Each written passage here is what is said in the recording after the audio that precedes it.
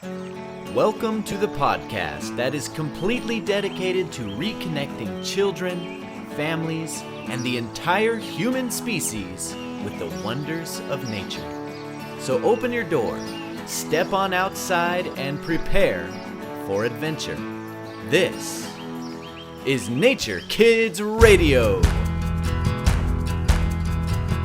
Oh, give me land, lots of land under starry skies above.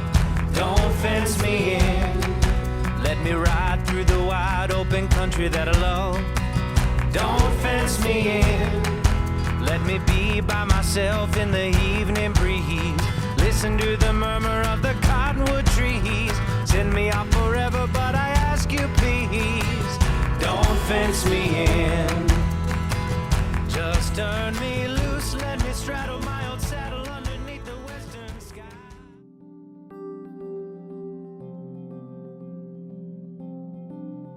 Yeah, when I was a kid, we would leave in the morning, go off to play all day, come back for meals when we were hungry, or if we had scraped our knees substantially. But otherwise, we would just disappear with our friends on our bikes in the neighborhood. And parents were not watching us for many hours at a time. I think that we've been overscheduling children. A lot of it has to do with two-parent households where both parents are working, or our single-family households where the parent is working, and they need some place where they want to feel secure that their kids are taken care of, and they're signed up in a very well-meaning way for after-school activities and things that the parents think they'll enjoy, but it ends up leaving them without a lot of free time. And at the same time, there's fewer kids in the neighborhood for the ones who are there to go join and have that kind of roaming gang of kids feeling, and there are fewer parents at home for them to go to with the in need of the snack or with the skinned knee. Hey everyone, Kenny Ballantyne here, and welcome to Nature Kids Radio. The voice you just heard belongs to Sharon Danks. Sharon helps schools and communities all over the world build green play spaces for children. She's the author of Asphalt to Ecosystems, Design Ideas for Schoolyard Transformation, and is the CEO of Green Schoolyards America. I had the privilege of going on a hike with Sharon. We spent a warm spring afternoon in a park near Berkeley, California, talking about children, nature, and of course, play. I think it's really important that kids have a chance to explore on their own, to have adventure, to have wonder, to make use of their imagination, to use their creativity in ways that they like, to be self-directed individuals. But also, I think it's vital to create a society where we have competent, capable adults.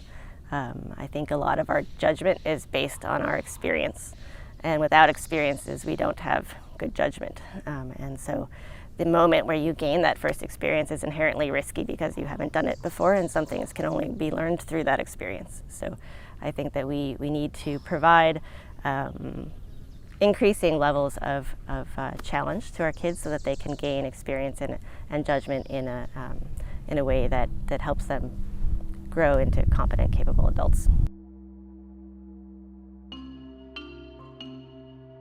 At first glance, one may be left wondering just what's wrong with our standard play spaces. Most schools have some open space for play and a play structure of one type or another. What are America's play spaces lacking?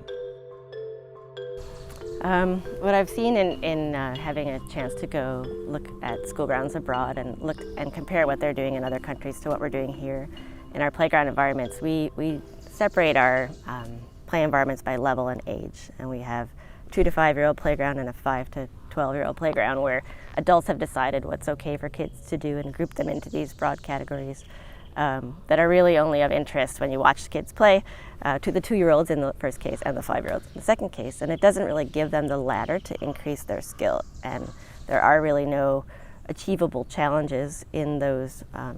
It's not a spectrum, it's very binary, whereas in the European playgrounds, a lot of them are set up to let children's skill level grow, and then when they succeed and have a sense of accomplishment at trying something new, then they move up to the next level. And that may just be one step up a rung on a piece of play equipment that they have, or it might be in a natural play environment jumping off a higher rock. But they build up to those skills in a way that we have designed out of our play environment. And And while I think safety surfaces are important, things like sand and mulch really help break falls, and gravel break falls in playgrounds and are important. We rely so heavily on those, and we use rubber that also it changes children's perspective on what they're able to do. They see a soft surface and they take on things that maybe they're not ready for, and they end up having more injuries than if we had a surface that read from their eyes as a little more dangerous, because then they would be able to see that where a challenge was worth taking and where something was ahead of what their skill level. Okay, so we have uniform and highly structured play spaces at our schools. But isn't that what is necessary for safety? Well, surprisingly, Sharon says many of the things we are now doing to mitigate risk on playgrounds may actually be creating a greater risk of injury. So my understanding of how safety surfaces work is that a loose material like sand or gravel, which is the primary material in many schoolyards in Europe. For example, in Berlin, every schoolyard we saw there was sand. Those materials are very effective, and they dissipate the energy of a child when they fall, and there are fewer injuries on a soft material like that's loose parts. So in the US, we've put in a lot of rubberized surfaces, and the reason schools usually give is that they provide wheelchair access that they're asked to be complying with, or that they're just easier to maintain. There's no sand to sweep up. But those surfaces have different design characteristics than the loose materials, and they tend not to dissipate the energy of a falling child the same way. Their intention is to prevent death, and they're not intended to prevent all injuries. But when children look at a play structure with a rubber under it, they assume that they can do things that are, if it was cement, they wouldn't try. They might leap off a play structure trying to grab a bar and miss, and that's when they break their arm or their leg, whereas they wouldn't make that same type of choice if they were in a natural environment. They could tell that the surface was soft or not, and they would choose their activities accordingly. And so I think it skews, some of our safety surfaces tend to skew the actual safety, the perception of safety by the children, their ability to perceive what's safe and what's not, and changes their behavior. Last season on Nature Kids Radio, I interviewed Claire Warden, who is another passionate advocate for nature play. And in the interview, Claire said that she believes that every kid has the right to a broken arm. And as it turns out, there are many across the natural play movement who feel the same way. The International School Grounds Alliance wrote a document called the Westerbeck Declaration on school grounds, and in it 30 of us from 7 countries debated ideas about what we thought were children's rights on school grounds. And a lot of our European counterparts argued for a child's right to a broken arm being part of the language of that document. And the Americans protested, and many of them, and said, no, it's children's rights to scrapes, which is not quite the same. But the idea overall is that we all believed that children have a right to play hard. And saying that a child has a right to a broken arm is really saying that they have a right to play hard. And I think we all agreed that in that organization that children do. I think it's important that children are able to test their limits and to grow in experience and be able to to figure out the things that they can do and gain the new skills they need to try new things. And sometimes that ends up in small injuries, but those are usually things that are very easily recovered from. In a natural playground, you get more scrapes and fewer broken bones than you might in a regular playground. But those experiences are key parts of learning in my mind. And again, they help to build the experience and the judgment that leads adults to be confident, capable, and able to navigate the world.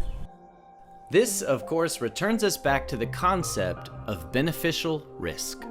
This is something I feel very passionate about as a parent. My 9-year-old has a pocket knife, my kids take the lead on hikes and when building fires, and boy do they climb. They climb often and they climb high. So this is something that Sharon and I agree on. We agree that allowing kids the freedom to evaluate and participate in activities with an element of risk is essential for raising independent and resilient kids.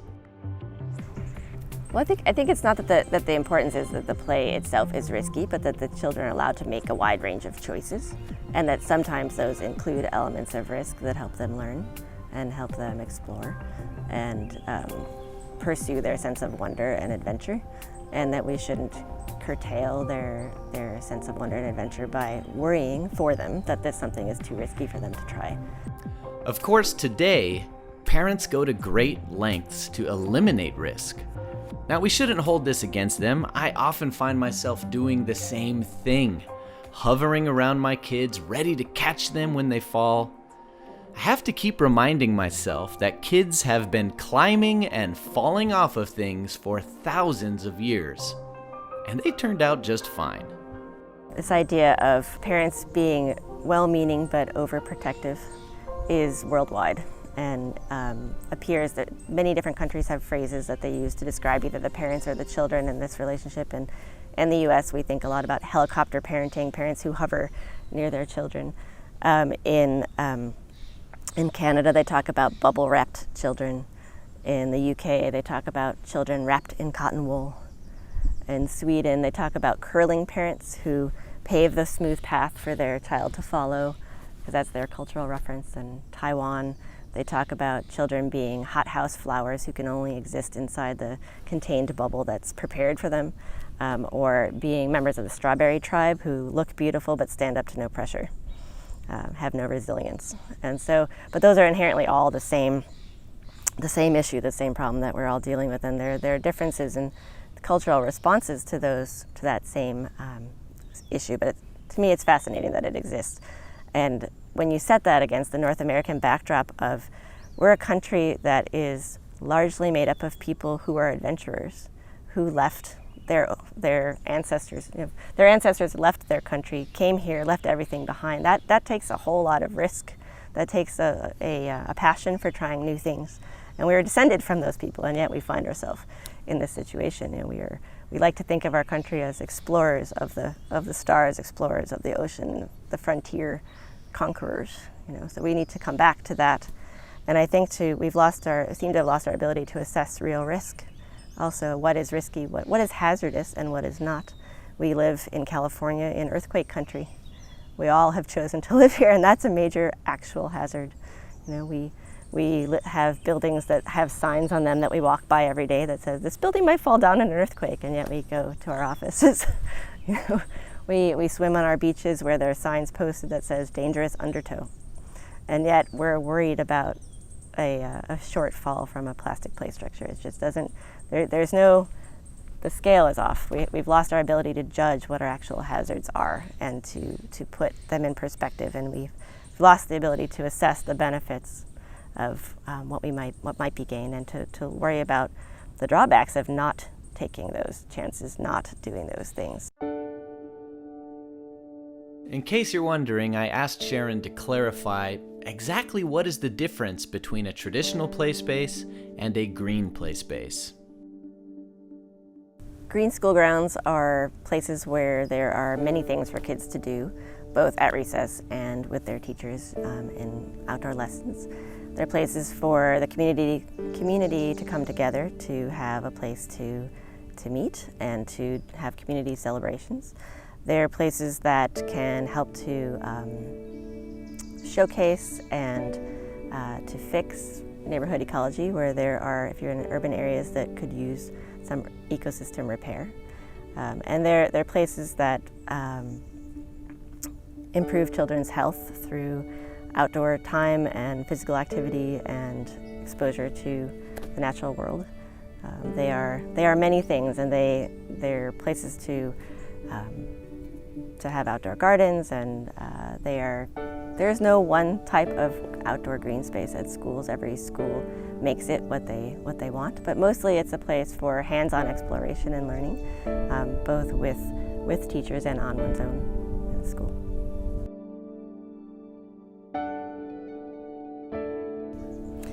I think there are a lot of parallels between our design of our traditional playgrounds and agriculture, in that we've long looked at monoculture in agriculture and worried about the lack of diversity and what that means for our ecosystems.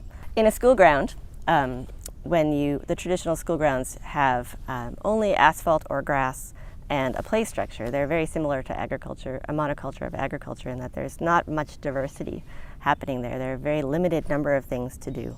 And in a green schoolyard, you get kind of an ecosystem of variety. The idea is to have all different types of niches for children to find for themselves within an environment. So in a green schoolyard, we will take asphalt and lawn and play structures and add to that environment creative play opportunities and nature play, small places for them to explore wildlife, places to watch natural systems in action, places to smell and pick flowers, all types of places for them to make up their own activities, to add to the diversity of things to do, both at recess and also for academic classes, for teachers to take kids outside and do hands-on things with their students in a richer environment. There's just many more options for them to do. There is now a growing movement to green our cities. This is often called the biophilic movement. All over the world, communities are creating initiatives to bring more nature into our everyday lives, and this is a very exciting and promising movement. Some of these measures are as simple as creating community gardens, and some are multi-million-dollar, huge infrastructure projects.